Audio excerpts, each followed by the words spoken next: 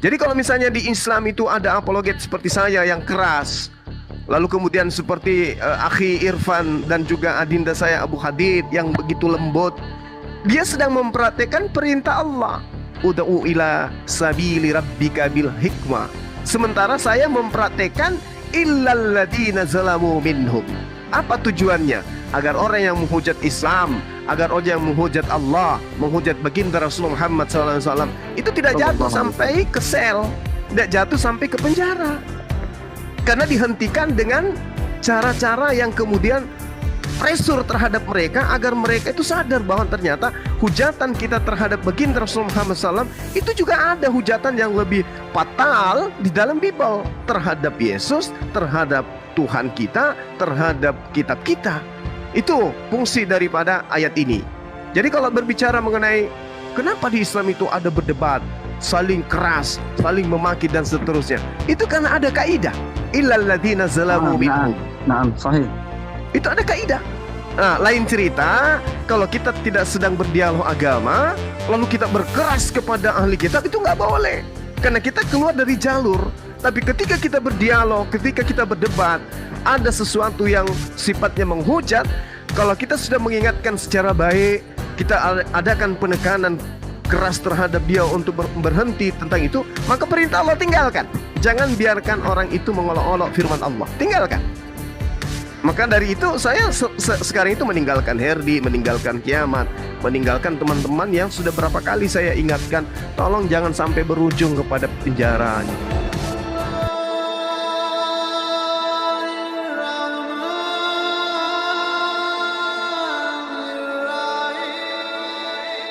Jadi kalau dikatakan ada seorang mu'allaf meninggalkan keyakinannya sebelum masuk menjadi seorang muslim, kemudian anteng-anteng saja, itu justru akan melahirkan sebuah keraguan akan kebenaran Al-Quran. Karena justru Al-Quran menerangkan, wala nabluwannakum bisyai' minal khawf wal ju' wa naqsim minal amwal wal anfusi wat thamara wa basyiris sabirin. Kami pasti akan menguji kamu dengan sedikit ketakutan, kelaparan, kekurangan harta, jiwa, dan buah-buahan. Dan sampaikanlah kabar gembira kepada orang-orang yang sabar. Justru ini adalah kabar gembiranya. Ketika ada orang meninggalkan keyakinannya yang tadinya, kemudian masuk ke dalam Islam, diuji dia, itu bukti kebenaran Islam. Jadi kalau ada teman-teman mu'alaf merasa happy dalam arti kata dalam hal ketakutan, itu nggak ada sama sekali, kelaparan nggak ada sama sekali, kekurangan harta nggak ada sama sekali, hal-hal seperti ini pasti menjadi hal yang berdampak pada psikologis. Coba tanya kepada saudara Ako, pasti hal ini kepada saudara Muhammad Abbas, pasti hal ini adalah satu hal yang menjadi beban dalam pemikirannya sebelum beliau bersyahadat. Nah, mungkin hari ini beliau merasa tenang, tapi tunggu aja beberapa saat kemudian Allah akan menguji siapapun itu. Karena ini adalah kaidah yang sudah menjadi acuan di dalam kebenaran ilahi yang termaktub dalam Al-Quranul Karim. Jadi kalau sahabat kita takut ditinggal, takut diusir, takut lapar, takut tidak dapat tumpangan, itu bagian dari ujian. Kalau terbalik daripada apa yang ada dalam Al-Quran, berarti ya ini peluang untuk meragukan Al-Quran. Tapi yang saya tahu selama saya menangani mu'alaf, ya keluhannya itu takut, lapar, kekurangan harta, jiwa, dan ya termasuk buah-buahan. Ya ini saya rasa adalah pembuktian yang harus dijadikan sebagai acuan untuk mengatakan bahwa baginda Rasulullah Muhammad SAW memberikan pengajaran, bimbingan melalui Al-Quran, ya dari ilham Allah melalui malaikat Jibril, itu bukan sesuatu yang dibuat-buat, tapi memang sesuai dengan apa yang ada di depan mata kita. Demikian sementara, silakan Akhi Irfan kalau mau ditambahkan.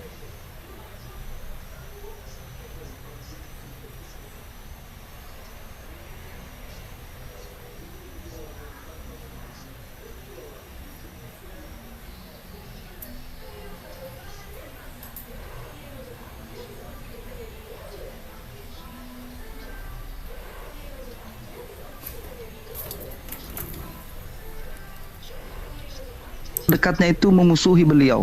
Pernah dengar Rasulullah itu sampai dicaci-caci, dimaki-maki. Sampai Rasulullah itu ketika berangkat sholat subuh saja, itu sampai dilempar pakai tai onta. Pakai kotoran onta malah. Itu ujian, artinya apa? Ujian yang Allah berikan kepada umat manusia ini. Ingat, la yukallifullah nafsan illa wus'aha. Allah tidak akan pernah menguji hambanya dengan sesuatu yang di luar dari kemampuannya. Allah akan menguji hambanya sesuai kemampuannya saja. Saya yakin kita semua pasti bisa melewati persoalan yang kita hadapi. Saya yakin kita bisa melalui itu semua karena yakinlah bahwa Allah tidak akan menguji kita sebagaimana ujian para nabi, sebagaimana ujian para rasul, sebagaimana ujiannya orang-orang soleh. Sanggupkah kita diuji sebagaimana ujiannya Nabi Yunus alaihissalam? Sanggupkah kita diuji sebagaimana ujiannya Nabi Muhammad sallallahu alaihi wasallam? Sanggupkah kita diuji sebagaimana ujiannya Nabi Yusuf alaihissalam? Gak bakalan. Dan kita gak pernah diuji. Adakah di antara kita yang diuji seperti Nabi Yusuf dikurung di satu kamar dengan perempuan yang mempunyai kecantikan, harta, kejabatan, pangkat, derajat? Adakah yang seperti itu diuji? Tidak ada. Tidak ada. Karena Allah tahu besar atau tingkat keimanan kita ketika diuji. Allah menyesuaikan. Allah rahmat. Allah memberikan kasih sayang. Allah arham rahimin. Allah memberikan kasih sayang kepada hambanya. Maka kita gak bakalan diuji sebagaimana ujian orang-orang terdahulu. Para nabi, para rasul. Oleh karena itu jangan pernah ragu. Hadapi dulu. Jangan pernah ragu, jangan pernah takut. Jangan pernah menghindar. Hadapi dulu apa adanya. Kita cari kebenaran itu. Bukan mencari pembenaran. Sekali lagi kita cari kebenaran yang hakiki, yakni kebenaran yang sesuai dengan ajaran Al-Quran yang Allah turunkan. Betul kata Ustaz Zuma tadi bahwa Al-Quran itu bukti sesuai dengan kenyataan, bukti yang nyata itu. Makanya Allah turunkan Al-Bayyinah itu bukti yang nyata. Al-Quran yang sesuai dengan kehidupan kita dan sesuai dengan nyatanya, seperti itu. Terima kasih Ustaz. Jazakallah khair Ustaz Zuma, Masya Allah. Tabarakallah. Abu Haddad. Sebentar boleh? Sebentar. Erwin tolong Uti Derman naikin Win. Siap. Sudah Masya Allah, mudah-mudahan ini room jadi media dakwah. Mudah-mudahan yang belum dapat hidayah Ustaz Zuma, Masya Allah. Tabarakallah. Mudah-mudahan semuanya nih. Saya senang dengan grup-grup room-room yang seperti ini. Irfan boleh anda tambahkan sedikit?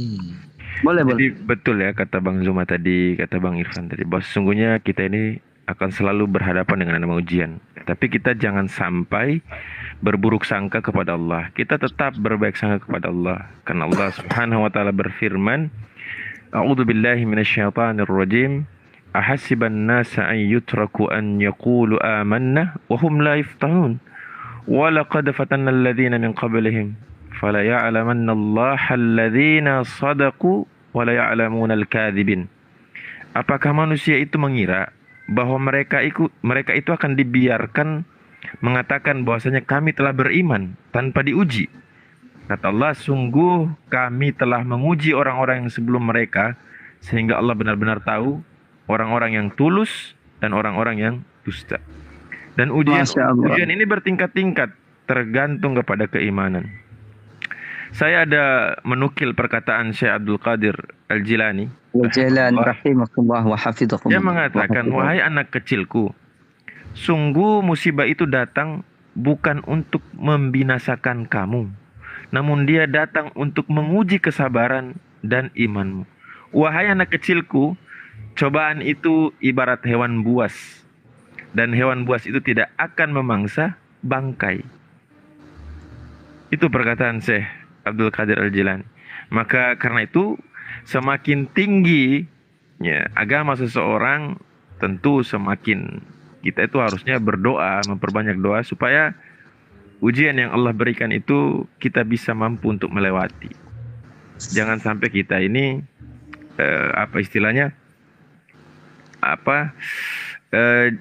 jatuh keluar dari jalan itu istidraj. Nah. Atau futur. Futur awal istidraj. Iya, futur. Makanya kita perbanyak doa ya muqallibal qulub, tsabbit qalbi ala dinik. Wahai yang membolak-balikan hati, teguhkanlah hatiku ini di atas agama. Agama siapa? Agama Allah Subhanahu wa taala, yakni dinul Islam. Masya Tafadhal, Allah. silakan yang lain. Tabarakallah. Ya, jadi intinya pohon kelapa itu semakin tinggi maka akan semakin besar angin yang menerpanya. Berbeda halnya sama pohon rumput. Dia hanya di bawah, dia tidak terkena ujian, tidak terkena angin, tidak menerpa angin. Tapi pohon rumput hanya diinjak-injak saja sama kambing, sama hewan-hewan, hanya jadi makan makanan hewan. Tapi pohon kelapa tidak. Intinya ujian itu tergantung dengan seberapa kuat keimanan kita. Masya Allah, tabarakallah Ustaz Abu Hadid, Masya Allah, bikhair Papua, Masya Allah. Kalau fik ya. Ayo. Mantap bro, Ya. ini Ustadz Ewin. Abu Hadid ini luar biasa ini. Tak terima nggak bisa bang. Padahal kita sudah follow juga ke Umi itu kan. Oh, dia Ini, belum bro. dia belum update kali Ah, ini. Jadi Kita gini tarik. saudara-saudaraku yang ada di sini semua, kita ngobrol santai aja. Aku pingin banyak bertanya sih karena saya rasa sini banyak guru-guru ya, yang pengajar ya. Makanya saya pingin banyak bertanya aja kayaknya ini. Boleh nggak ini bertanya-tanya? Boleh Ustaz Yosino, insya Allah Ustaz.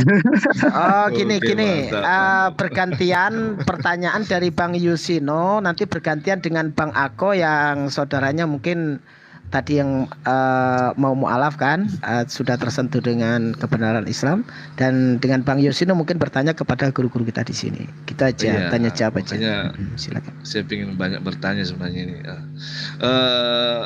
Kemarin saya sangat kagum dengan Bro Abu Hadid ini. Kalau nggak salah pernah kasih tentang 10 perintah yang ada di dalam Al-Quran ya bro. Benar nggak bro? Tetapi waktu itu secara terpisah, nggak secara berurutan. Benar nggak bro Abu?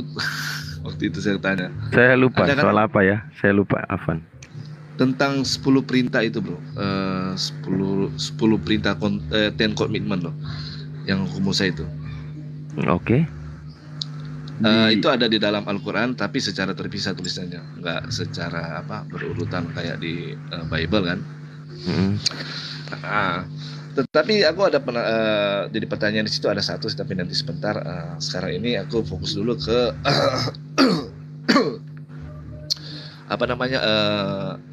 An-Nahl 125. Boleh baca nggak itu dan artikan dulu?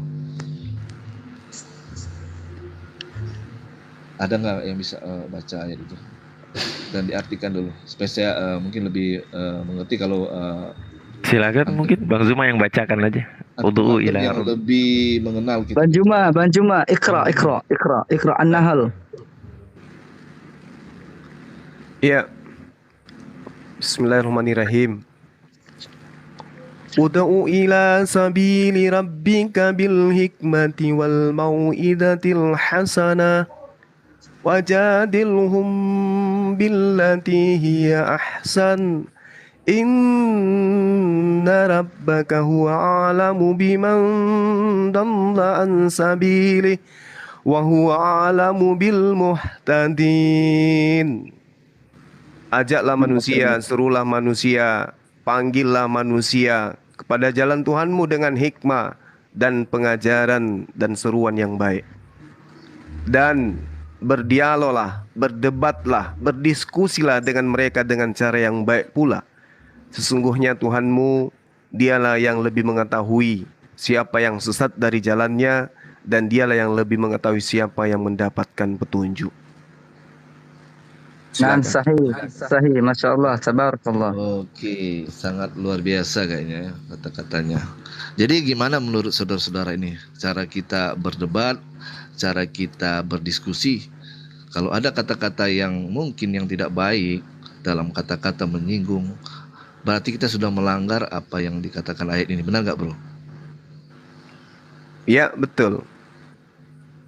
Nah, saya rasa buat kawan-kawan saya ini saya rasa sudah saya sini boleh kita berdiskusi, siapapun itu, mungkin berbeda agama atau berbeda kepercayaan, tetapi coba kita terapkan apa yang dikatakan tentang barusan kita dengar tadi, An-Nahl 125. Gimana itu menurut bro? Iya, sebelum ke teman-teman yang lain. Jadi gini, perintah Allah di dalam Al-Quranul Karim itu adalah Islam datang itu sebagai agama dakwah. Jadi Islam itu kemudian menjabarkan dirinya, menjelaskan dirinya sebagai petunjuk. Nah, untuk membenarkan, meluruskan kemudian orang-orang yang bertentangan dengan perintah Tuhan, Islam itu datang dengan seruan hikmah dan pengajaran yang baik. Nah, sehingga orang-orang yang kemudian punya pengetahuan tentang Islam, wajib hukumnya mereka memiliki dedikasi yang seirama dengan muatan yang ada dalam Al-Quran. Ud'u ila sabili rabbika bil hikmah. Nah, sedangkan di dalam ajaran agama Islam, memahami Islam itu ada juga kaidah yang diterangkan di dalam Al-Quranul Karim surah Al-Ankabut ayat 46. Bismillahirrahmanirrahim. Wala tujadilu ahlal kitab illa billati hiya ahsan illal ladina zalamu minhum wa qulu amanna billadhi unzila ilaina wa unzila ilaikum wa ilahuna wa ilahukum wahidu wa nahnu lahu muslimun. Jadi kaidah yang tadi itu saling menguatkan dengan kaidah yang saya bacakan barusan. Jangan kamu berdebat dengan ahli kitab. Ini perintah. Illa billati hiya ahsan. Kecuali dengan cara yang baik. Illal ladina zalamu minhum. Ada pengecualian. Kecuali dengan orang-orang zalim yang ada di antara mereka. Jadi terhadap orang-orang yang zalim, ya boleh kita melakukan penekanan, boleh kita melakukan penegasan. Ibaratkan kita meluruskan besi yang bengkok, kita butuh pukulan yang keras di dalam memberhentikan kemudian cara-cara mereka mengajarkan kesesatan terhadap sesama manusia, baik dengan menggunakan unsur Quran maupun dengan menggunakan unsur dari Bible. Illal ladzina zalamu minhum. Jadi kalau misalnya di Islam itu ada apologet seperti saya yang keras, lalu kemudian seperti Akhi Irfan dan juga adinda saya Abu Hadid yang begitu lembut, dia sedang mempraktekkan perintah Allah. Ud'u ila sabili rabbika bil hikmah. Sementara saya mempraktekkan illal ladzina zalamu minhum. Apa tujuannya? Agar orang yang menghujat Islam, agar orang yang menghujat Allah, menghujat baginda Rasulullah Muhammad SAW, itu tidak jatuh sampai ke sel, tidak jatuh sampai ke penjara. Karena dihentikan dengan cara-cara yang kemudian pressure terhadap mereka agar mereka itu sadar bahwa ternyata hujatan kita terhadap baginda Rasulullah Muhammad SAW itu juga ada hujatan yang lebih fatal di dalam Bible terhadap Yesus, terhadap Tuhan kita, terhadap kitab kita. Itu fungsi daripada ayat ini. Jadi kalau berbicara mengenai kenapa di Islam itu ada berdebat, saling keras, saling memaki dan seterusnya, itu karena ada kaidah. Illal ladzina zalamu minhum. Naam, sahih. Itu ada kaidah. Nah, lain cerita kalau kita tidak sedang berdialog agama, lalu kita berkeras kepada ahli kitab, itu nggak boleh. Karena kita keluar dari jalur. Tapi ketika kita berdialog, ketika kita berdebat, ada sesuatu yang sifatnya menghujat, kalau kita sudah mengingatkan secara baik, kita adakan penekanan keras terhadap dia untuk berhenti tentang itu, maka perintah Allah tinggalkan. Jangan biarkan orang itu mengolok-olok firman Allah. Tinggalkan. Maka dari itu saya sekarang itu meninggalkan Herdi, meninggalkan Kiamat, meninggalkan teman-teman yang sudah berapa kali saya ingatkan, tolong jangan sampai berujung kepada penjara gitu. Kenapa? Anda membahas Islam. Umat Islam itu dari sejak mereka bayi sampai mereka dari taman kanak-kanak sampai ke taman makam pahlawan, mereka itu mengkaji original teks kitab mereka. Mereka memahami, minimal mereka baca, minimal bisa mereka baca. Kenapa? Umat Islam membaca Al-Quran tanpa mengerti maknanya, itu dapat mengademkan hati. Hatinya menjadi lembut. Meskipun mereka tidak ngerti, tapi ketika mereka membaca Al-Quran, wala tujadilu ahlal kitab illa billati hiya ahsan. Tidak ngerti artinya, tapi dengan bacaan itu hati mereka lembut dan mereka mendapatkan pahala. Nah, untuk itulah kemudian umat di luar daripada Islam ketika ingin mengkaji Islam, Toh ayolah pakai standar Islam memahami kitabnya. Apa itu? Minimal bisa baca.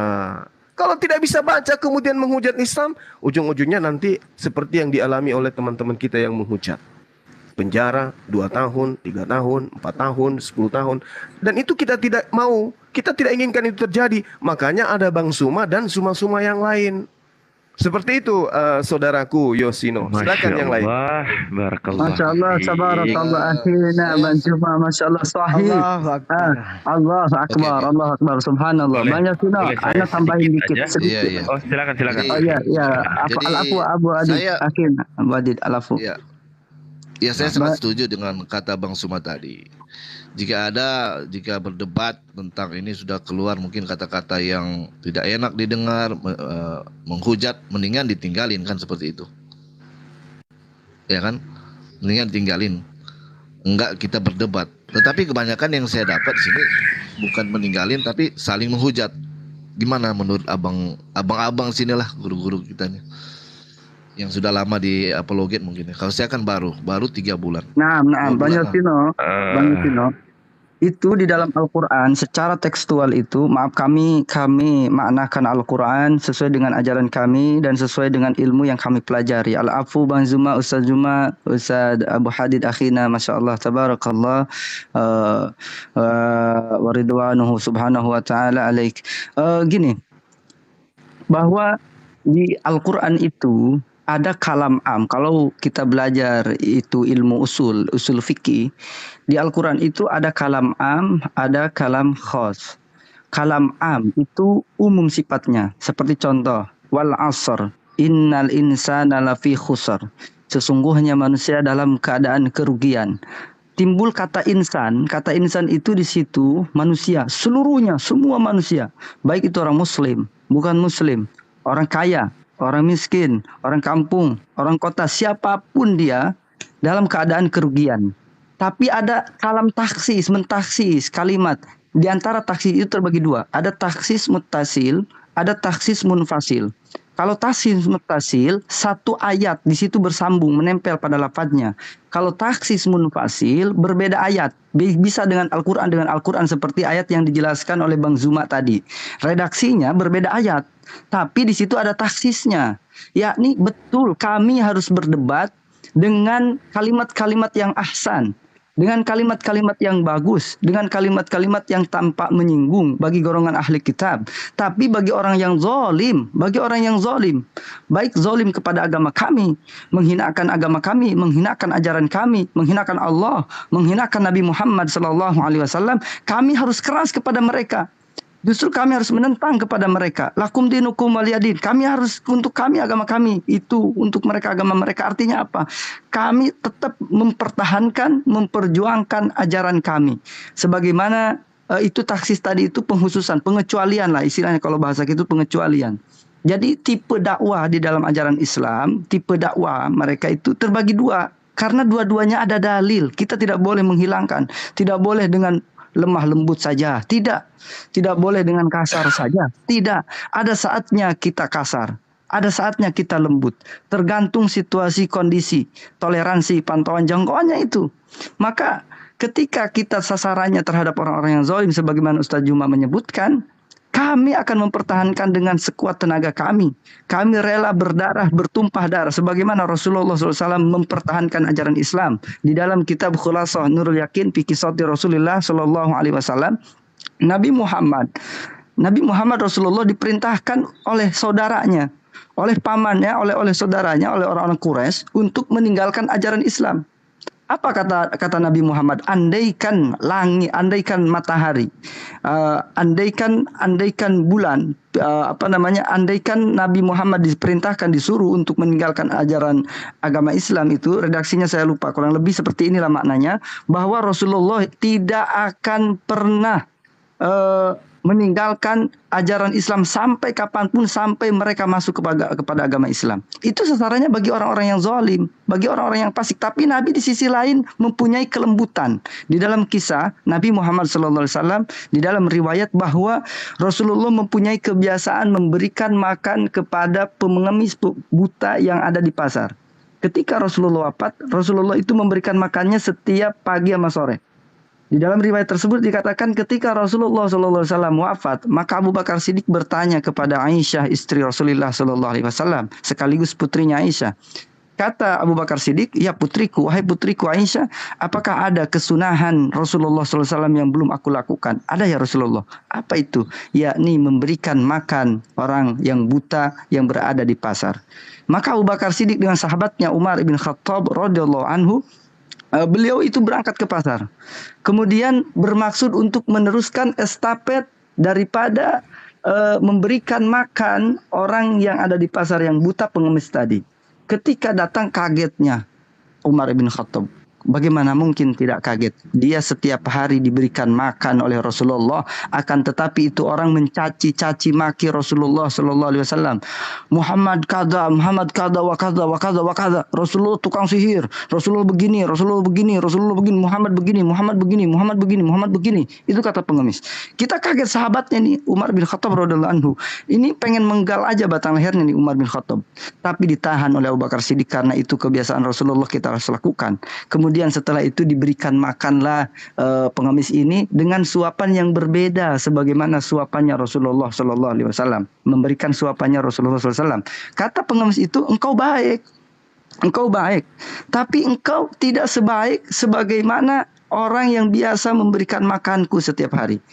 Maka itu kata Umar bin Khattab, kata Abu Bakar Siddiq radhiyallahu anhu, kamu tahu siapa itu? Siapa dia? Dia adalah orang yang selama ini namanya kamu caci-caci, namanya kamu hinakan, namanya kamu maki-maki, yakni Muhammad Rasulullah sallallahu alaihi wasallam. Maka pada saat itu dia sadar. Kemudian dia meminta untuk bertemu dengan Rasulullah sallallahu alaihi wasallam. Kemudian ketika dijumpai ternyata Rasulullah sudah tidak ada. Kemudian ke makbarahnya Rasulullah, ke Raudhah, kemudian dia berdoa di situ mendapatkan hidayah dari Allah Subhanahu wa taala, masuk Islam dan wafat di situ dalam keadaan Islam. Artinya apa? Dia itu buta.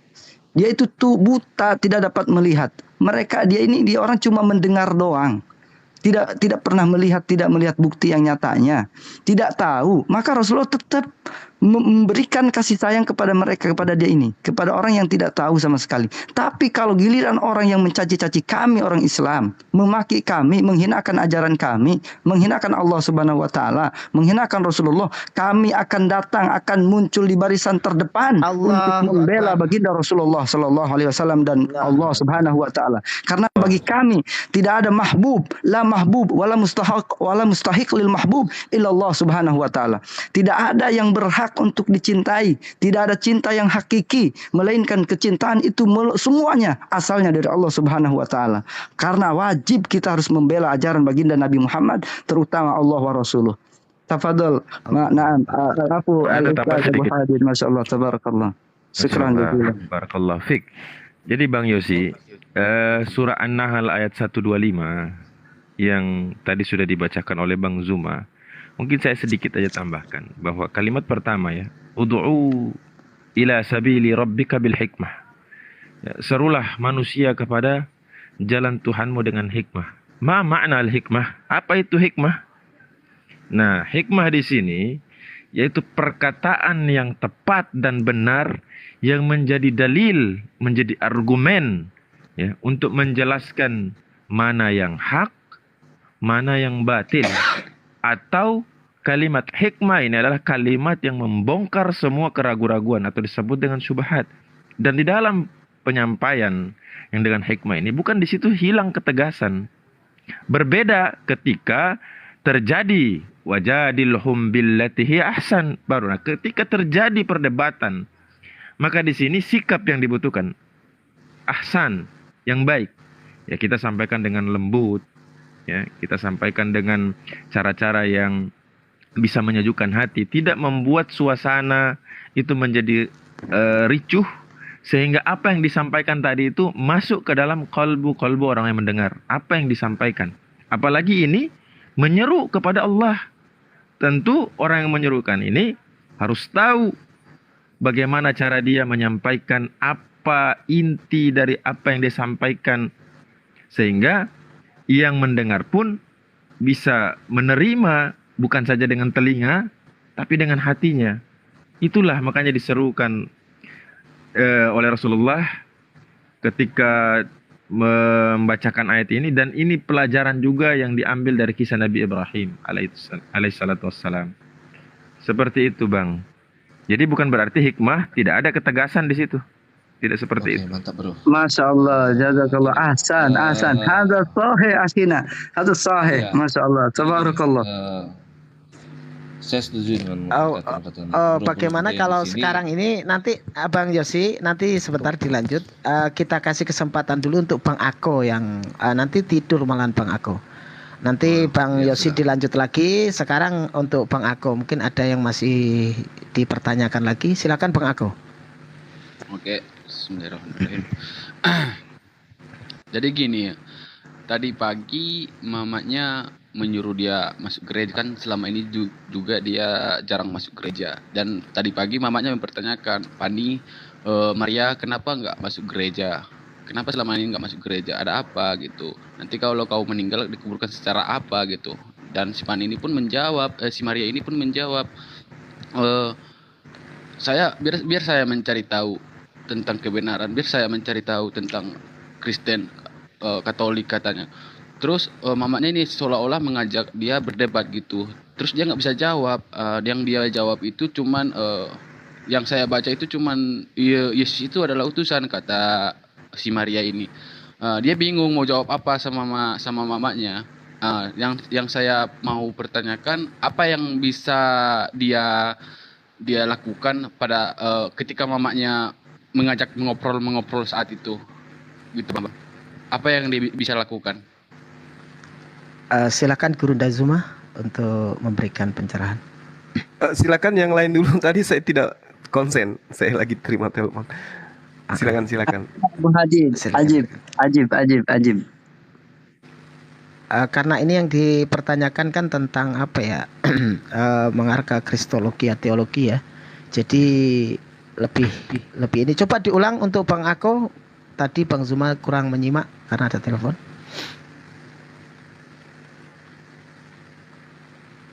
Mohon Bang Ako diulang lagi.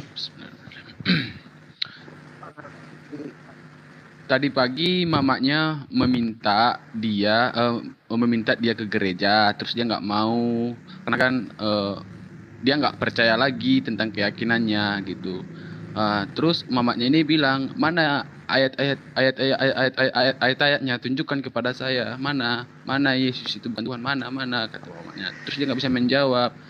Kalau apa, tunjukkanlah ayatnya, tunjukkanlah, jangan kau ngomong-ngomong kayak gitu, Yesus itu Tuhan kita, kata mamanya. Dia nggak bisa membantah apakah itu berdosa ketika dia melawan seperti itu apa enggak, dan apa yang bisa dia lakukan pada saat itu, karena mamanya juga sering menanyakan itu, sering mengolok-olokkan Islam juga gitu. Jadi dia merasa bingung mau jawab apa gitu, abang-abang. Silakan Bang Zuma. Afwan Bang Zuma Kanda, saya pamit dulu. Saya mau zuhur di sini, insyaallah nanti kita gabung lagi. Oke. Assalamualaikum warahmatullahi wabarakatuh, Bang Yowin. Waalaikumsalam warahmatullahi wabarakatuh. Oke, Bro. Oh, ini ada Uktidir. Mantap. Iya, jadi terima kasih ya atas kesempatan yang diberikan terkait dengan kondisi yang dialami oleh saudara kita. Jadi saya selalu berpesan gini, terlepas dari kondisi keadaan ini ya, kepada teman-teman muslim, jangan pernah berdialog, berdebat dengan teman-teman kita non-muslim ketika antum belum bisa membedakan antara hak dan batil. Itu dulu. Minimal antum bisa baca Quran. Jangan pernah berdebat. Karena akan melahirkan satu, hati kita akan menjadi keras. Kenapa? Karena kita tidak memiliki obat untuk kemudian mencairkan kondisi debat yang kita lakukan. Itu yang pertama. Kedua, terkait dengan yang terjadi terhadap seorang saudara kita, kalau nggak salah namanya Maria, kalau nggak salah ya. Kemudian ditanyai, lalu balik bertanya kepada orang tuanya. Sebenarnya apakah itu dosa atau tidak? Di dalam kaidah Islam itu tidak ada dosa.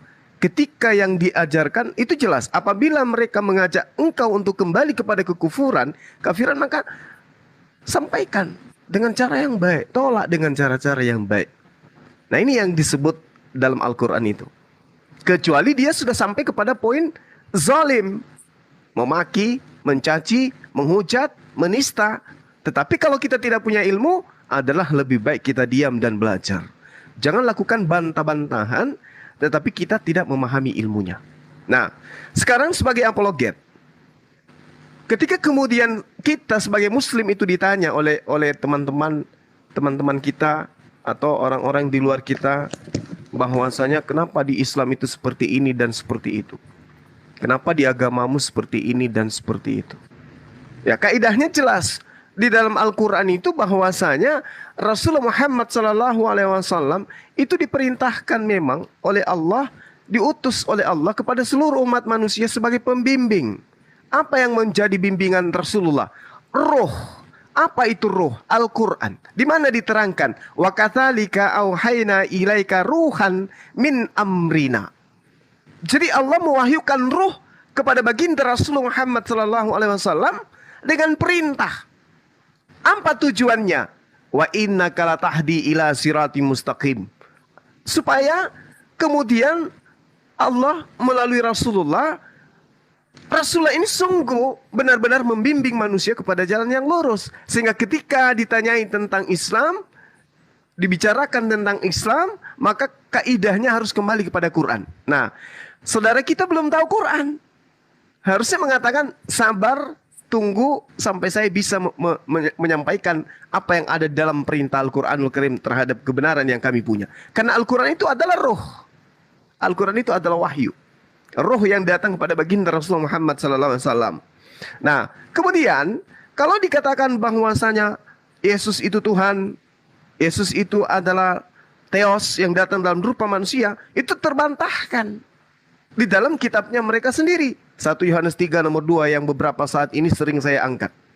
Saudara-saudaraku yang kekasih, sekarang kita adalah anak-anak Theos, tetapi belum nyata apa keadaan kita nanti. Jadi kalau ada teman Kristen mengatakan, oh kita ini Kristen sudah dijamin masuk surga, itu tidak berdasarkan dalil ini. 1 Yohanes 3 nomor 2. Sekarang kita adalah anak-anak Theos, tetapi belum nyata apa keadaan kita nanti. Akan tetapi kita tahu bahwa apabila Kristus menyatakan dirinya, kita akan menjadi sama seperti Kristus. Kita akan sama seperti Yesus. Sebab kita akan melihat Yesus dalam keadaannya yang sebenarnya. Data ini, dalil ini, di dalam 1 Yohanes 3 nomor 2, keadaan Yesus yang sebenarnya itu apa? Kalau dia Tuhan, maka kita akan sama seperti dia. Kita juga Tuhan. Tapi kalau dia manusia, maka kita akan sama seperti dia. Dia manusia, kita juga manusia. Nah, Yesus dalam keadaan yang sebenarnya itu seperti apa? Diterangkan di dalam kitabnya saudara-saudara kita Kristen. Ibrani 3 nomor 8. Ibrani 13 nomor 8. Yesus Kristus tetap sama. Baik kemarin, hari ini, maupun sampai selama-lamanya. Jadi kalau Yesus itu tidak dapat berbuat apa-apa dari dirinya sendiri, dia datang bukan atas kehendaknya sendiri, dia tidak dapat berkata sesuai dengan apa yang ada dalam dirinya, maka seperti itulah keadaan yang ada pada Yesus untuk selama-lamanya. Karena ini dalil, kecuali teman Kristen ingin membantah dalil itu. Ibrani 13 nomor 8. Jadi keadaan Yesus yang sebenarnya itu sama seperti makhluk-makhluk surgawi. Di dalam 1 Korintus 15 nomor 48 dikatakan bahwa makhluk-makhluk surgawi sama dengan Yesus yang juga berasal dari surga. Jadi keadaan Yesus yang sebenarnya itu adalah makhluk, bukan Tuhan. Maka benar apa yang tindakan yang diambil oleh saudara kita Maria. Bagaimana mungkin saya ke tempat ibadah, tempat penyembahan, di mana yang saya sembah di situ adalah makhluk. Karena Yesus itu sama seperti makhluk-makhluk surgawi. Dan itu adalah keadaan Yesus yang sebenarnya. 1 Korintus 15 nomor 48. Itu kalau kita sudah memahami ilmu apologet. Demikian saudara kami yang dicintai oleh Allah. Yang lain silakan. Silakan untuk saudara yang lain memberi tanggapan. Silakan. Assalamualaikum warahmatullahi wabarakatuh. Terima kasih ya Hosea udah dinaikkan. Iya, mantap nih penjelasan Bang Juma. Gini Bang Ako. Warahmatullahi wabarakatuh. Iya, tadi malam teman Bang Ako itu yang namanya Maria sudah satu room sama saya di roomnya Raja Dolar kalau nggak salah saya ya Bang Ako ya. Dan saya juga udah kasih pemahaman karena saya juga seorang mualaf. Dan saya mualaf tuh dulu masih umur 23 atau 24 tahun yang lalu gitu kan, 24 tahun. Dan saya pun sama menimbang, memikirkan bagaimana perasaan orang tua itu wajar dan sangat-sangat wajar karena kita ini sebagai anak gitu ya. Tapi alhamdulillahnya ketika saya tahu Islam itu adalah agama yang benar, saya langsung bisa ambil keputusan gitu loh. Karena apa? Karena saya lebih takut Allah. Saya udah jelaskan itu kepada Maria. Saya lebih takut Allah. Saya kasih seperti ini analoginya tadi malam sama Maria. Ketika kita melihat dua kotak, kalau dua kotak A dan B itu masih tertutup, kita masih ragu nih, yang mana isinya emas, yang mana isinya imitasi. Tetapi ketika kotak itu sudah terbuka, nampak ternyata kotak A itu isinya emas, kotak B itu isinya imitasi.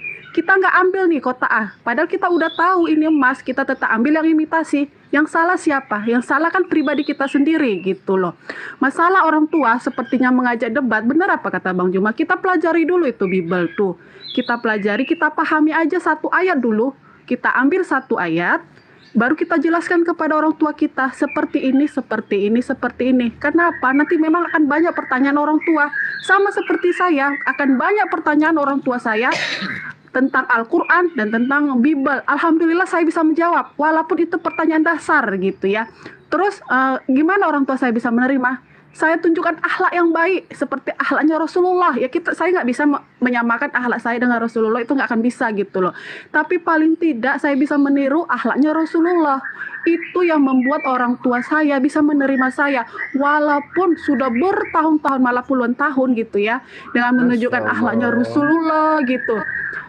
Berat memang ujiannya ya, alhamdulillah sampai sekarang masih, tapi saya bersyukur gitu. Malah saya kadang seperti ini, ya Allah ujiannya apa lagi ini gitu. Saya nunggu, kenapa? Saya merasa ketika saya dikasih ujian, berarti Allah itu lebih perhatiin sama saya gitu loh. Karena saya dikasih ujian gitu.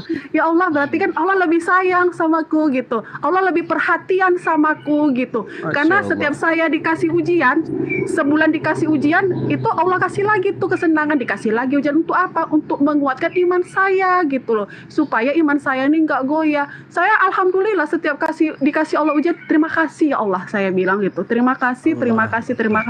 Terkadang mualaf ini nggak kuat dikasih ujian gitu loh. Ketika dia dikasih ujian dalam setahun itu, dia balik lagi, seperti ini ternyata Islamnya. Saya mualaf kok makin parah ujiannya, kebanyakan seperti itu. Tapi kan Allah itu hanya menguji kita gitu loh. Apakah benar-benar kita itu mau mengikut dia? Sebenarnya seperti itu. Tapi faktanya ya, mau kita tidak punya agama pun kita tetap dikasih loh ujian sama Allah. Tapi kan tergantung iman kita gitu loh. Semakin tinggi iman kita, semakin tinggi ujiannya. Sama seperti sekolah, nggak mungkin kita SMP dikasih ujian kelas 1 SD kan nggak mungkin. Itu kan sesuai tingkatan iman kita masing-masing. Gitu Bang Ako, kalau misalnya temannya mau sharing lagi, sarankan aja naik ke komal-komal muslim gitu loh, biar dia dapat ilmu paling tidak gitu. Terima kasih host. Allahu Akbar. Allahu Akbar. Masya Allah, tabarakallah, subhanallah. Kita kasih kesempatan penjelasan satu lagi, silakan. Mamanya. Bang Juma ajib, Masya Allah, ajib. Syukran akhi. Mama. Silakan. Ini saya nanggapin komentar di bawah tuh, maaf ya. Tadi kan ada yang nanya di bawah bahwa yang di bawah biar aja akhirnya. Biarin biar Bang Juma yang jawab. Tafadhal ya akhi. Bang Ako, silakan Bang Ako. Tadi mamanya minta ayat-ayat di mana Yesus itu sebagai utusan gitu loh, dan dia nggak tahu jawabannya. Dia mau minta dikumpulin ayat-ayatnya itu yang membantahkan ajaran gereja itu, gitu. Dan saya pun nggak terlalu mengerti gitu loh. Dia mintulah pokoknya Bang, ayat-ayat membantahkan ajaran gereja itu gitu, yang menyatakan Yesus itu adalah utusan gitu loh. Iya, boleh ya. Minta sih. Sebelum teman-teman yang lain. Silakan. Ya, jadi gini. Kalau kita melihat dan kita mencermati, ini kita harus menghargai duduk perkara iman ya. Iman itu adalah keyakinan. Tapi ketika kita ditanya tentang pengakuan Yesus sebagai utusan Tuhan, Ya, semua ucapan Yesus itu ucapan utusan, bukan ucapan Tuhan. Apapun itu. Itu kalau sebagai orang apologet, itu jawabannya pasti gitu. Apapun yang Yesus katakan di dalam Bible, itu adalah ucapan utusan Tuhan. Misalnya, tidak ada Tuhan selain aku. Yesus berkata begitu. Tidak ada Tuhan selain aku, kata Yesus. Itu ucapan siapa tuh?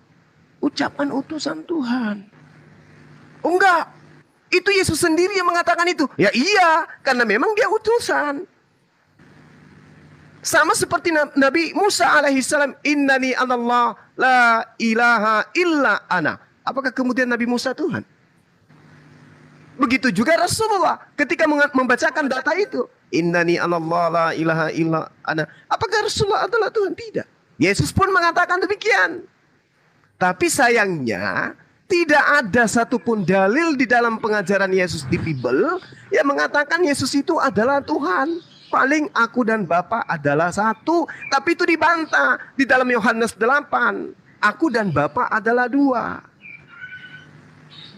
Aku datang bukan atas kehendakku sendiri. Kalau aku bersaksi tentang diriku, maka kesaksianku itu tidak benar. Tetapi kesaksianku itu, aku tidak seorang diri. Bukankah di dalam kitab Tauratmu dikatakan 2 saksi itu sudah sah? Dan akulah yang bersaksi tentang diriku. Dan juga Bapa bersaksi tentang diriku. Berarti ada berapa saksi? 2. Aku dan Bapa adalah 2 saksi. Nah, kemudian kita masuk. Kalau teman-teman Kristen, sekali lagi saya katakan, ini konsep iman, kita hargai. Iman seseorang kita nggak boleh ganggu-gugat. Tapi ketika kita berbicara data, maka kita dudukkan perkara itu. Kebetulan ibu dari saudara kita itu minta data. Kita kasih. Kesaksian pendeta, kesaksian pastor, kesaksian romo, kesaksian jemaat, apalagi dan seterusnya. Kesaksiannya Yesus Tuhan. Tapi jangankan kesaksian mereka. Kesaksian Yohanes Pembaptis yang membaptis seorang Yesus sekalipun, Yesus kalahkan kesaksiannya semua itu. Kata Yesus di dalam Yohanes 5 nomor 36. Ada kesaksianku yang lebih penting dari kesaksian Yohanes. Yaitu semua pekerjaan-pekerjaan yang aku lakukan. Pekerjaan itulah yang bersaksi tentang aku. Bahwa Bapa yang telah mengutus aku. Bahwa Bapa yang telah mengutus aku. Berarti aku utusan Bapa. Aku Rasulullah. Kan jelas tuh dalilnya. Nah, sedangkan di dalam Kisah Para Rasul 2 nomor 22. Orang Israel semua harus tahu. Bahwa Bapa telah menentukan Yesus sebagai perantara antara Bapa dengan manusia. Untuk melakukan mujizat, tanda-tanda, kekuatan kepada Bani Israel. Dan semua orang harus mengatakan amin. Berarti Yesus itu perantara. Berarti dia utusan. Sedangkan 4 Bible di dalam pengajaran teman-teman Kristen, 4-4-nya kitab kanonik itu Yesus mengajarkan dirinya utusan. 1 Yohanes 5 nomor 30. Aku tidak dapat berbuat apa-apa dari diriku sendiri. Aku menghakimi sesuai dengan apa yang aku dengar dan penghakimanku itu adil, sebab aku tidak menuruti kehendakku, melainkan kehendak Dia yang mengutus aku. Ini Rasulullah. Yohanes 5 nomor 30. Masuk ke Lukas 10 nomor 16. Barang siapa mendengarkan kamu, ia mendengarkan aku. Dan barang siapa menolak kamu, ia menolak aku. Dan barang siapa menolak aku, ia menolak Dia yang mengutus aku. Ini Rasulullah. Markus 9 nomor 37. Siapa yang menyambut seorang anak seperti ini di dalam namaku, ia menyambut aku. Dan barang siapa menyambut aku, bukan aku yang disambutnya, tetapi Dia yang mengutus aku. Ini Rasulullah ilaikum. Markus 9 nomor 37. Matius 10 nomor 40. Barang siapa menyambut kamu, ia menyambut aku. Dan barang siapa menyambut aku, ia menyambut Dia yang mengutus aku. 4 Bible, 4 kitab kanonik, semuanya menuliskan pengakuan Yesus bahwa Dia itu hanya seorang utusan Tuhan, atau Rasul Tuhan, atau Nabiullah, atau Rasulullah. Bahkan banyak sekali data-data di dalam kitabnya teman Kristen itu sendiri, di mana Yesus mengaku bahwa Dia hanya sebagai seorang manusia utusan Tuhan. Ya Bani Israel, inni Rasulullahi ilaikum. Matius 24 nomor 15. Aku diutus hanya kepada domba-domba yang hilang dari Bani Israel. Aku tidak dapat berbuat apa-apa dari diriku sendiri. Aku tidak dapat berkata-kata dari diriku sendiri. Aku datang bukan atas kehendakku sendiri. Aku tidak tahu hari kiamat. Artinya orang yang menggunakan akal sehat pasti tahu. Wah, ini bukan Tuhan ini. Aku tidak dapat berbuat apa-apa dari diriku sendiri. Dia bukan Tuhan. Tapi dibantah. Oh, dia bisa membangkitkan orang mati loh. Dia menghakimi orang loh. Dia membangkitkan orang mati loh. Yes. Dan saya katakan itu iman saya. Yesus bisa ini, Yesus bisa itu. Kenapa? Dia utusan Allah. Dia diberi kekuatan. Dia diberi kuasa. Sekarang begini. Bang Erwin hidup di tahun 2023. Diberi kuasa oleh pencipta langit dan bumi untuk membangkitkan orang mati. Apakah Bang Erwin bisa? Bisa. Bang Erwin dikasih kuasa kemudian untuk membuat orang lumpuh berjalan. Orang buta melihat. Apakah Bang Erwin bisa? Bisa. Kenapa bisa terjadi? Karena dia diberi kuasa. Adakah pengakuan Yesus seperti itu? Ada. Matius 5 nomor 27. Dia diberi kuasa karena dia adalah anak manusia.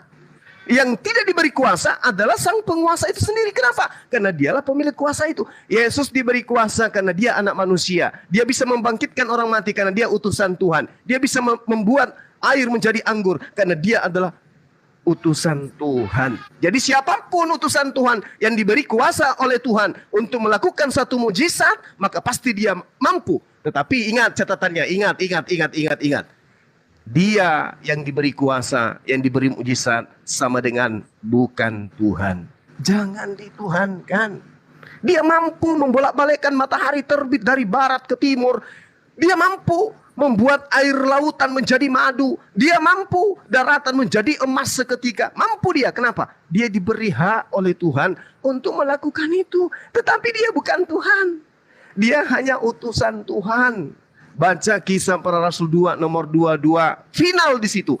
Apapun kekuatan Yesus, mujizat Yesus, nubuatan Yesus, tanda-tanda yang dibawa oleh Yesus, semua itu hanyalah pembuktian bahwa dia bukan utusan setan, tetapi dia adalah utusan Allah. Sebagai utusan Allah, benarlah iman Islam. Bahwa di dalam surah As-Zukhruf ayat 59 jelas sekali diterangkan bahwa Yesus itu, Nabi Isa itu hanyalah seorang manusia yang kemudian diberi tanda-tanda kenabian. In huwa illa abdun an'amna alai wa ja'alnahu mathalan li bani Israel. Islam final di situ. Maka kemudian Islam benar di dalam hal ini. Demikian, silakan yang lain. Masya Allah. Luar biasa. Jadi- Tamam akhina Ustaz Juma. Boleh. Lam nasma boleh, Syekh. kalamak fi kitabil kitab li'anna lam Ya. tadrus kitabah. Saya tidak pernah mendengar penjelasan-penjelasan sesuai dengan yang ada di Alkitab karena satu saya tidak pernah membaca Alkitab yang pertama ya. Tapi walakin fil Quran, akan tetapi di dalam Al-Quran itu Allah Subhanahu wa taala berfirman, A'udzubillahi minasyaitonir rajim. Bismillahirrahmanirrahim. Wa idz qala Allahu ya Isa ibn Maryam a anta qulta lin-nasi attakhiduni wa ummiya ilahain min dunillah qala subhanaka ma yakunu li an aqula ma laysa li bihaq in kuntu qultuhu faqad alimtah ta'lamu ma fi nafsi wa la a'lamu ma fi nafsik innaka anta 'allamul ghuyub. Yang maknanya itu bahwasanya Allah Subhanahu wa taala berfirman kepada Nabi Isa, wahai Isa putra Maryam, apakah kamu mengatakan kepada manusia jadi buku dua Tuhan selain Allah? Maka Nabiullah Isa menjawab, Maha suci engkau ya Rabb, tidak patut bagiku mengatakan apa yang bukan hak. Jika aku pernah mengatakannya, maka tentulah engkau mengetahuinya. Engkau mengetahui apa yang ada pada diriku, dan aku tidak mengetahui apa yang ada pada diri engkau. Sesungguhnya innaka anta 'allamul ghuyub, sesungguhnya engkau maha mengetahui kepada perkara yang gaib. Artinya apa? Di Alkitab dan Al-Quran sebetulnya banyak sekali persamaannya. Banyak sekali persamaannya. Nabi Isa tidak mengatakan seorang Tuhan di Alkitab, tidak mengatakan. Dia mengatakan Rasul. Begitu pula di Al-Quran. Sama, Masya Allah, untuk akhina yang Muslim di bawah ataupun di atas, jangan pernah ragu. Jangan pernah ragu terhadap ajaran yang disampaikan oleh Nabi Muhammad SAW. Syukran jazilan ya akhina Zuma, Masya Allah, tabarakallah, al-ahsan wa tamam, afdal. Jadi gini bro, Saya sebenarnya mau cerita tentang Yesus itu banyak ya. Agak lama sini mau cerita tentang Yesus, siapa dia. Tapi saya setuju dengan Bang Suna tadi, kenapa selalu dibilang utusan. Kenapa dia banyak dalilnya juga dibilang utusan. Tetapi jangan kita salah kalau kita mendalami dalam Alkitab bahwa kita akan mengakui bahwa dia adalah yang berkuasa itu, ya, yang berkuasa. Karena sebelum dunia ada pun dia sudah ada. Kenapa dia datang sebagai manusia dan kenapa dia namanya Yesus? Itu sangat panjang. Sebenarnya ini udah berapa kali udah sharing sama Bang Suma, tapi aku bukan ke situ ya. Tetapi yang tadi bro, aku mau tanya yang tadi yang Al-Nahl itu kan ada ayat yang satunya bahwa kita bisa berdebat dengan cara yang tegas. Mungkin cara yang tegasnya semacam apa? Apakah tegas itu bisa melawan orang menghujat, kita balas dengan hujatan? Karena bahwa tadi dikatakan tadi kalau ada yang menghina Nabi Muhammad atau apa, mereka tidak tinggal diam, kan begitu. Mungkin pernah saya dengar halal darah bagi orang yang menghina Al-Quran atau Nabi Muhammad. Artinya bisa membalas kejahatan dengan kejahatan. Kalau gini bro, kalau di dalam kekristenan tidak boleh seperti itu, karena kita tidak diajarkan membalas kejahatan dengan kejahatan. Jadi kayak tadi saya mau minta referensi, mungkin ada dari bro, referensinya dari Al-Nahl 125 itu yang dikatakan tadi bahwa bisa lawan dengan dalilnya. Kalau ada boleh saya minta referensinya, dalilnya di mana itu bro, bisa lawan berdebat dengan mungkin kata-kata yang tegas, atau bisa juga dengan membalas dengan gimana ya tadi, seperti bro tadi katakan tadi, membalas dia mungkin menghujat, kita juga bisa balas menghujat. Yang saya tangkap sih seperti itu bro. Naam. Bang Zuma, tafadhol, anta bi'alam ini. Baik. Jadi gini, Oke. saudara saya ya, Bang Yosi ya. Jadi tadi di awal kita melihat di dalam Al-Qur'anul Karim An-Nahl ayat 125. Ud'u ila sabili rabbika bil hikmah wal mau'izalil hasanah. Serulah manusia ke dalam jalan, kepada jalan Tuhanmu dengan hikmah dan pengajaran yang baik. Berdebatlah mereka dengan cara-cara yang baik. Itu perintah, wajib. Nggak boleh ditawar-tawar. Kemudian tidak hanya sampai di situ. Wala tujadilu ahlal kitabi illa billati hiya ahsan. Jangan kau berdebat dengan ahli kitab. Ini juga perintah, wajib. Melainkan dengan cara yang baik. Illa billati hiya ahsan. Illa alladziina zalamu. Ini dalam surah Al-Ankabut ayat 46.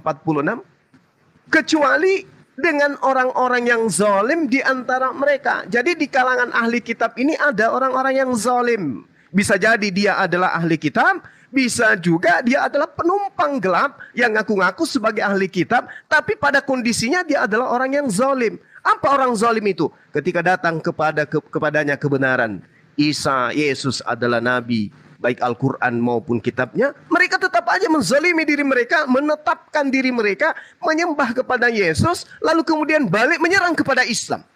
Cara penyerangannya, satu, memperolok-olok Al-Quranul Karim. Apa kata Allah?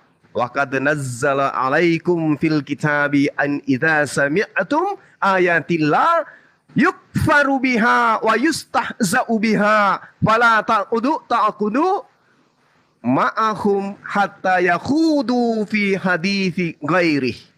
Allah telah menurunkan ketentuan bagimu di dalam Al-Quran bahwa apabila kamu mendengarkan ayat-ayat Al-Quran diingkari dan diperolok-olokkan oleh orang-orang kufur, kata Allah, janganlah kamu duduk bersama mereka sebelum mereka memasuki pembicaraan yang lain. Ini perintah, wajib. Jangan. Ini perintah. Innakum izam misluhum innallaha jami'ul munafiqina wal kafirin fi jahannam jami'a. Mereka, golongan ini akan masuk ke dalam neraka semua. Kafir dan juga orang munafik. Jadi perintahnya jelas. Ketika kemudian ada yang ngolok-olok, tinggalkan. Jadi kalau dipahami, oh ada yang menghina Al-Quran, kita perangi. Bukan begitu. Tinggalkan. Misalnya seperti, mohon maaf, saya nyebut nama. Kiamat, Edis, Herdi, terus siapa lagi? Saipudin Ibrahim, siapa lagi? Kosmos. Ya. Ketika mereka mengolok-olok Al-Quran, diperingati, diajarin, ditegasin, jangan lakukan itu merusak persaudaraan sebangsa dan setanah air, bro. Jangan kau lakukan itu. Berhenti kau mengatakan itu. Kamu gak ada ilmu tentang itu. Stop. Tapi ketika mereka tidak mau berhenti, malah semakin jauh menghinakan Al-Quran, dalam hal ini Allah, Nabi, dan Islam, maka perintah Allah tinggalkan. Jangan kau duduk dengan mereka sebelum mereka memasuki pembicaraan lain. Kalau dia sudah membicarakan masalah politik, bicara mengenai ekonomi, baru boleh. Tapi kalau masih saja mengolok-olok Al-Quran, perintah Allah, tinggalkan, jauhi mereka. Al-Quran menjelaskan seperti itu. Wa iza ra'aital ladina yakhuduna fi ayatina fa'arid anhum hatta yakhudu fi hadithi gairi wa imma dikatakan wa imma yunsiyannaka syaitan fala taqud ba'da dzikra ma'al qaumiz zalimin. Mudah-mudahan saya tidak keliru membacakan ayat. Apabila engkau melihat orang-orang memperolok-olokkan ayat-ayat Al-Quran, ayat-ayat kami, maka tinggalkanlah mereka hingga mereka beralih kepada pembicaraan yang lain. Ini perintah. Ini kaidah dalam Islam. Jangan ketika ada orang yang kemudian membaca Al-Quran lalu menyalah-nyalahkan, lantas diperangi. Itu nggak ada perintahnya. Yang diperangi itu yang memerangi. Yang diperangi itu yang memerangi, yang mengusir kita, yang mengajak kita, mengancam kita untuk meninggalkan Islam, yang memegang kepala lantas ingin memenggal leher. Itu yang diperangi. Tapi kalau hanya memperolok-olokkan ayat Al-Quran, maka tinggalkan dia. Kalau memperolok-olok kemudian beliau minta maaf, maka maafkanlah mereka. Itu kaidah dalam ajaran agama Islam. Kaidahnya seperti itu. Tapi kalau dia memerangi secara fisik, mengusir kita, kita harus balas memerangi. Itu kaidah dalam ajaran agama Islam. Makanya atiullah wa atiur rasul wa ulil amri minkum. Apa yang diperintahkan oleh ulil amri ketika ada kejadian seperti itu? Dengarkan. Instruksinya apa? Laporkan. Laporkan. Instruksinya apa? Maafkan. Maafkan. Dan tidak akan mungkin ada pemimpin dalam Islam itu yang akan menyeru perangi. Itu tidak ada. Belum ada itu sampai hari ini. Belum ada. Kecuali umat Islam diperangi dalam hal diusir, ya, kemudian dipaksa untuk meninggalkan Islam secara terang-terangan, kemudian dirampas hartanya secara terang-terangan, baru Islam bisa mengatakan seruan Allahu Akbar, takbir, perang jihad itu dimulai. Tapi selama hanya menjelaskan sesuatu, maka tugas alim ulama mengingatkan mereka. Tugas para apologet memperingati mereka agar berhenti dari itu. Kalau dia tidak berhenti, tinggalkan. Kenapa? Masih banyak saudara-saudara kita non-muslim yang cinta dengan saudaranya muslim, yang sayang dengan saudaranya muslim, yang rindu dengan persatuan dan kesatuan anak bangsa, tanpa kita harus meninggalkan mereka lalu mengutamakan yang satu orang. Tinggalkan yang satu orang, rangkul yang banyak orang. Di antara mereka adalah saudara-saudara kita. Itu yang dikatakan dalam kaidah Islam. Jadi bukan, ayo kita cari siapa yang mengolok-olok Al-Quran, serang. Oh enggak, Islam itu tidak begitu. Islam rahmatan lil alamin. Makanya perintahnya dalam Al-Quran seperti yang saya katakan tadi, bahwasanya serulah mereka ke dalam jalan Tuhanmu dengan jalan yang baik, dengan cara-cara hikmah, dengan pengajaran yang santun. Berdebatlah dengan mereka cara-cara baik. Itu bang. Jadi kalau Anda butuh referensi, silakan Anda baca Al-Ankabut ayat 46, silakan Anda baca An-Nisa ayat 140, kemudian ada juga diterangkan di dalam surah Al-An'am ayat 68, ending daripada hujatan manusia terhadap Al-Quranul Karim, kelakuan umat Islam adalah umat Islam diperintahkan untuk meninggalkan mereka. Tinggalkan. Setelah kita ingatkan, setelah kita nasihati, tinggalkan. Tapi kalau dia sudah mengolok-olok, kemudian mempersiapkan senjata, melakukan satu rencana, memerangi kita, maka kita harus balik mempertahankan diri kita. Itu perintah. Tapi kalau hanya sebatas mengolok-olok, nasihati, setelah dinasihati masih mengolok-olok, tinggalkan. Masih banyak saudara Kristen kita yang baik. Demikian dari saya, silakan yang lain. Masya Allah, tabarakallah. Bang Yosino besok masuk Islam, Bang Yosino. Insya Allah. Jadi gini bro, Insya Allah. Mudah-mudahan kawan-kawan saya ini, saudara-saudara saya pegang kata-kata yang disampaikan oleh Bang Zuma ini ya. Jadi di saat ada mungkin seperti itu, jangan kita ya, mungkin seperti kita jangan membalas kejahatan dengan kejahatan. Kalau ada mungkin yang menghina atau apapun Nabi atau Quran, mendingan tinggalkan. Jadi jangan membalas. Nah itu saya kunci itu apa kata-kata Bang Zuma. Saya sangat setuju dengan itu. Pegang Bang Yosino, pegang. Tapi Jadi jangan pernah lihat oknum-oknum ya, karena di orang kita juga banyak oknum-oknum yang tidak sepemahaman Betul. seperti ini. Iya, Sekali lagi pegang aja yang itu yang pertama, kata Ustadz Zuma, pegang aja itu. Insya Allah Bang Yosino nih besok masuk Islam, takbir. Itu bro, pindah agama itu, keyakinan itu tidak segampang yang kita katakan. Jadi gini bro, kita pun dari Kristen ya, orang Kristen yang pindah agama, saya rasa banyak yang masih belum belajar, karena saya banyak ketemu juga dengan mualaf-mualaf. Setelah saya ngobrol, ya memang banyak juga yang belum belajar tentang Alkitab itu sendiri, belum memahami tentang ayat Alkitab. Makanya dia pindah mungkin ada gara-gara sesuatu atau apapun. Dan saya pernah ngobrol dengan seorang mualaf yang dari Indonesia, tapi dia sekarang di Amerika. Ibu-ibu itu kayaknya saudara-saudara kenal. Saya enak ngobrol dengan dia. Saya ngobrol tentang bagaimana dia hidup dulu, tentang dia Kristen. Dia dia diskusi dengan saya dan dia ngobrol dengan saya. Kenapa dia dulu selalu ditekan di dalam Kristenan, dia selalu ditekan, dia hanya tanya tentang ayat Alkitab, dibalas dengan hal-hal yang tidak baik menurut dia. Pendeta pun tidak boleh, dia bertanya kepada pendeta, pendeta hanya bilang kamu diam aja, ikutin aja apa yang dikatakan pendeta atau orang tua. Bahkan orang tua dia menghukum dia karena pertanyaan-pertanyaan seperti itu. Makanya dia dia sakit hati, dapat dia ke Islam gitu. Nah, dan juga gini bro, setelah saya tanya kepada saudara-saudara saya ini yang teman-teman mualaf, benar mereka belum membaca seluruh dengan Alkitab itu dan tidak memahami ya. Tapi sih nggak masalah, itu kan pindah iman itu pilihan ya, menurut saya itu pilihan, nggak masalah dengan saya. Tetapi menurut saya seperti tadi mungkin Derma katakan bahwa, atau saudara-saudara sini katakan bahwa kita pelajari dulu apa yang kita imani ini dengan sungguh-sungguh.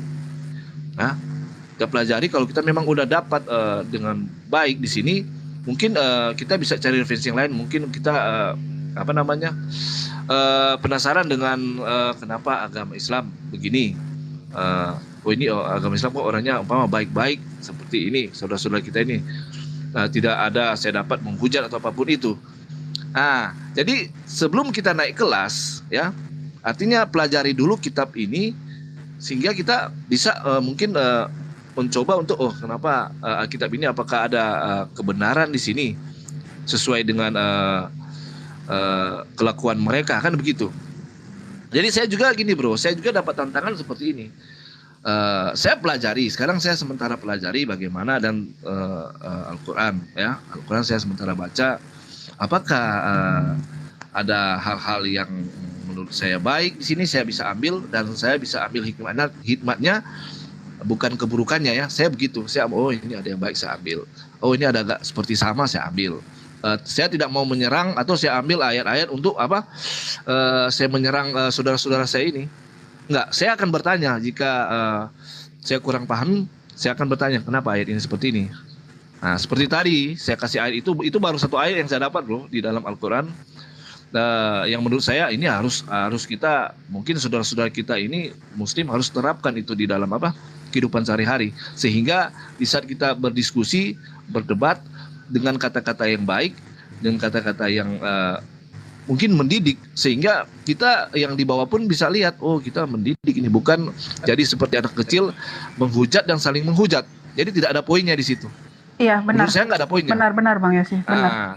Iya benar tuh. Makanya saya sangat Bang Yosino, masya Allah. Jadi saya sangat tidak dapat ilmu kalau jika kita berngobrol, walaupun seimanan dengan saya, kalau udah berngobrol tentang ada penghujatan apapun, saya pasti nggak nyaman. Pasti akan nggak enak ini ngobrolin, nggak ada ilmunya. Bro Yosino, Bang Yosino. Jadi gini, jadi saya sangat setuju dengan saudara-saudara yang di sini ya. Kalau boleh kita pertahankan dan kita terapkan itu di dalam di dalam secara kita berdiskusi atau berdebat dengan mungkin saudara-saudara baik seiman, bahkan di luar pemahaman atau luar iman kita, kan begitu. Cobalah kita terapkan itu ya. Makanya saya sini saling mengingatkan aja supaya saya pun bisa dapat ilmu dengan saudara-saudara di sini. Saya banyak belajar ya. Siapa tahu kan ya kita tidak tahu setiap manusia itu punya pilihan kan gitu bro. Tetapi dalam saat ini saya lagi mendalami Alkitab ya. Karena selama ini saya banyak perubahan dalam membaca firman Tuhan Alkitab. Bahkan saya mengambil referensi juga atau buku-buku yang lain yang saya bisa baca. Bahkan Al-Quran pun saya lagi membaca ini, bro. Lagi sementara membaca. Makanya saya jadi begini, bro. Jadi saya bingung begini, bro. Bro, banyak Cina. Jadi gini, bro. Banyak Cina. Ya, gimana? Sebentar. Gini, bro. Saya lagi bingung gini, bro. Ini, bro. Saya bentar ya. Saya lagi bingung begini, bro. Saya membaca Al-Quran.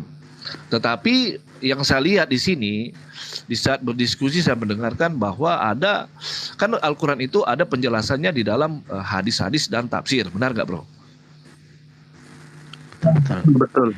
Ya, jadi saya sangat penasaran hadis atau tafsir yang benar itu, yang memang cocok dengan yang apa ya?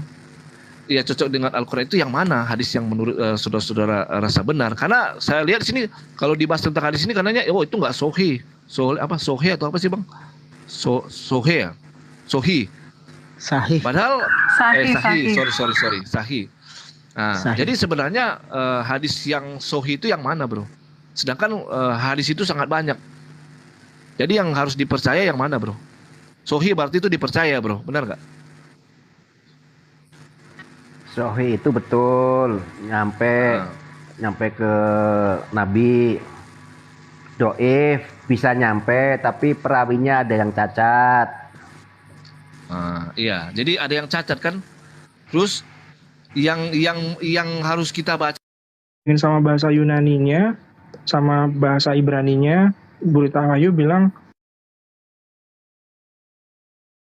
Maudud itu palsu. Gitu. Jadi gini bro, saya sementara membaca dan saya ambil analogi seperti ini. Ini ada dua kitab, dua peta yang saya dapat, dua peta, ya. Yang satu peta utuh, ya, dan yang satu lagi peta yang menurut saya kurang utuh. Kenapa saya bilang begitu? Karena dia harus ambil referensi atau dukungan dari kitab di luar itu, bro. Menurut bro gimana itu? Seperti Al-Quran kan, situ ada 5 waktu dan bahkan mungkin sunat dan peraturan-peraturan lain tidak semua ada tertulis di dalam Al-Quran itu sendiri. Benar nggak, bro? Yup. Nah, harus pakai buku-buku di luar Al-Quran itu sendiri. Bukan buku, bro. Bukan buku. Tapi ya, dijelaskan sama Rasulullah. Iya. Masalahnya Kenapa nggak disatuin aja gitu, bro? Kalau Alkitab kan itu semua satuin dan sejarahnya sampai ini. Ya, izin saya jawab ya. Siap. Lanjut. Jadi begini Bang Yosino, di dalam ajaran kami Al-Quran itu kitab Allah, murni kitab Allah, yakni yang Allah turunkan kepada Nabi Muhammad. Jumlahnya satu kaul dikatakan 6.666 ayat. Itu murni dari firman Allah, turun dari Allah. Sedangkan hadis itu adalah ucapan baginda Nabi Muhammad SAW. Ucapan Nabi Muhammad. Yakni maksudnya adalah bisa saja ucapannya berbeda, redaksinya berbeda, tapi mempunyai makna tujuan sama dengan Al-Quran. Kurang lebih seperti itu yang pertama ya. Yang pertama bahwa hadis Nabi Muhammad itu redaksinya hanya berbeda. Redaksinya berbeda tapi maknanya, tujuannya sama dengan Al-Quran. Makanya di Al-Quran itu ada yang perlu ditafsirkan dengan hadis Nabi Muhammad. Ada yang perlu ditafsirkan dengan hadis-hadis Nabi. Dan tidak hanya itu. Di Islam ini ada istilah dhaif sahih. Iya betul. Kenapa? Karena justru kami menjaga kesahihan, menjaga kebenaran itu. Andaikan tidak ada sahih dhaif, nanti orang manusia akan semena-mena membuat mengotak-atik Al-Quran. Coba kitab yang turun dari Allah Subhanahu wa taala seharusnya seharusnya menetap. Makhluk tidak ada hak untuk merubah-rubah itu. Tidak ada hak sama sekali. Yang diturunkan dari Allah Subhanahu wa taala, dari Tuhan kami, ini bagi makhluk tidak ada hak untuk mengubahnya. Maka karena tidak ada hak untuk mengubah itu, Al-Qur'an akan tetap utuh selama-lamanya sampai hari kiamat. Sedangkan hadis Nabi Muhammad SAW itu terucap dari lisannya Nabi Muhammad SAW. Bisa jadi lafadznya berbeda, tapi tujuan dan maknanya sama. Maka kita tetap ittiba, kita tetap mengikuti hadis Nabi Muhammad SAW, terutama yang sahih tadi yang kata Bang Yosino katakan. Kenapa kok sahih ada doib? Kenapa sahih ada doib? Kenapa nggak disatukan saja? Tidak ada hak. Kenapa mesti disatukan? Justru kalam Allah murni mau disatukan dengan kalam manusia? Itu tidak. Kalam manusia tetap kalam manusia, kalam Allah, firman Allah yang disucikan. Yang disucikan tidak boleh bercampur-campur dengan kalam manusia. Kami menjaga itu, Islam menjaga itu semua.